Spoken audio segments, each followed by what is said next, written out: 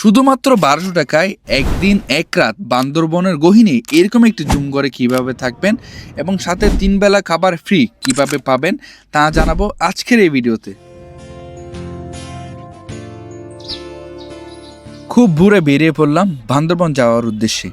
আপনাকে যে কোনো জায়গা থেকে আসতে হবে চকরিয়া। আমি এসেছিলাম শাহ আমানত ব্রিজ অর্থাৎ নতুন ব্রিজ থেকে চকরিয়া, যেখানে প্রতি পার্সন ভাড়া পড়েছে ১২০ টাকা থেকে ১৫০ টাকা।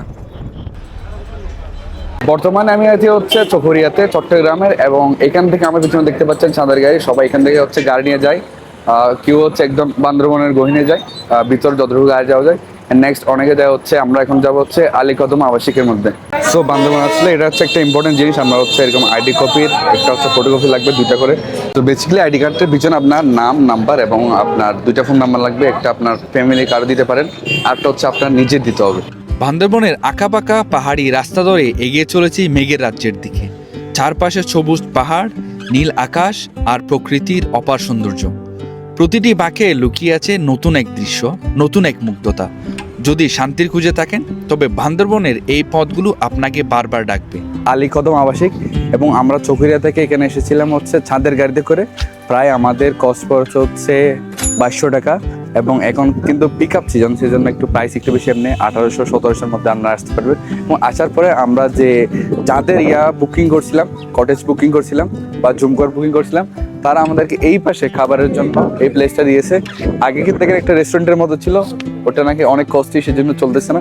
এই যে ঘরগুলো দেখতে পাচ্ছেন, ওগুলোতে আমরা আমাদের দুপুরের খাবার ছেড়েছি, এবং এরপর আমরা চলে যাব এই পথ ধরে আমাদের যে কটেজ বুক করেছি ওইখানে। আলীকদম থেকে আমাদের দুপুরের খাবার শেষ করে এখন আমরা চলেছি আমাদের জুমঘরের উদ্দেশ্যে। এবং এই যে টমটম দেখতে পাচ্ছেন, এখানে আমাদের ভাড়া নিয়েছে প্রতি পার্সন ৩০ টাকা করে। এবং এখান থেকে আমাদের প্রায় আরও ১৫ মিনিট হেঁটে ট্রেকিং করে যেতে হবে আমাদের সেই জুমঘরে। রাস্তার দুই পাশে সবুজ পাহাড়, ঘন বন আর মেঘের ছোঁয়ায় তৈরি এক স্বর্গীয় পরিবেশ।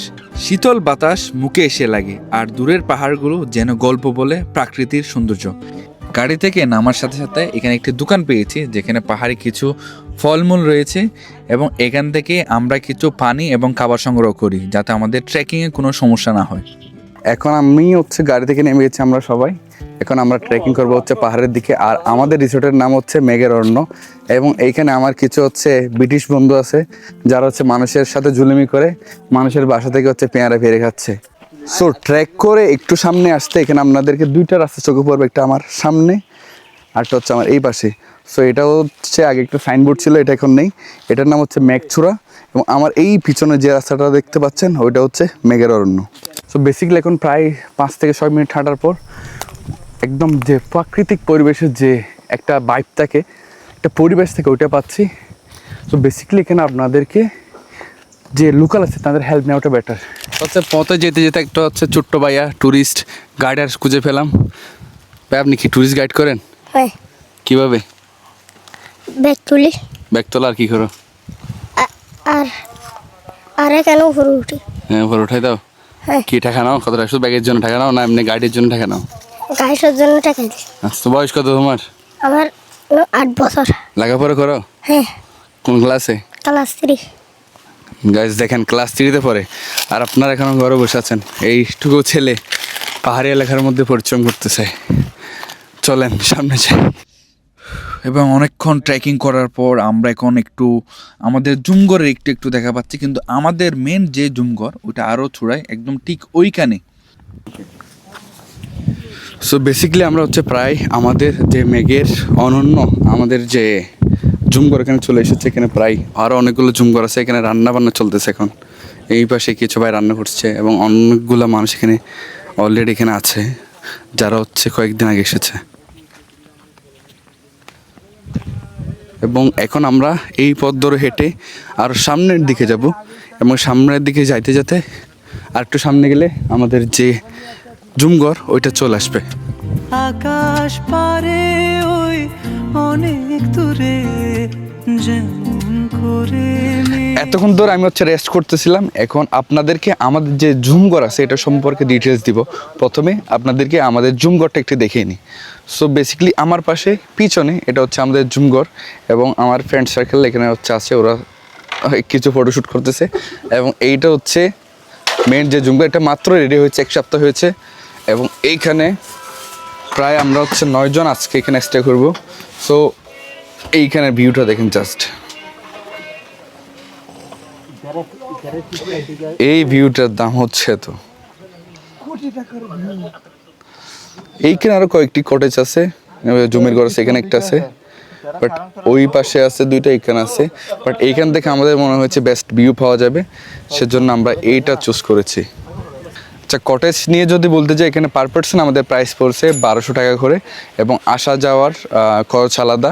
এখানে আমাদের কি কি থাকছে, দুপুরের খাবার ছিল, সন্ধ্যার নাস্তা আছে, রাতের খাবার আছে, বারবিকিউ, এবং সকালে আমাদেরকে খিচুড়ি দেওয়া হবে। এতক্ষণ আমরা যে যার মতো রেস্ট করেছি এবং এখন আমাদের এখানে বারবিকিউ রান্না চলতেছে এবং এখানে আমাদের দেশে প্রতিজনের জন্য 1 পিস করে হচ্ছে আপনার লেগ পিস, এবং সাথে আমাদেরকে পরোটা দিয়েছে, সাথে মেয়োনিজও সাথে ওরা অ্যাড করে দিয়েছে। এই খাবারগুলো রাতে একজনের জন্য পর্যাপ্ত। গতকালকে রাতের সময় আর গতকালটা অনেক ভালোই কেটেছে, এবং আজকে সকালে আমাদের 11টায় হচ্ছে চেকিং আউট। আমরা চেকিং আউট করে এখান থেকে নিচে যাব।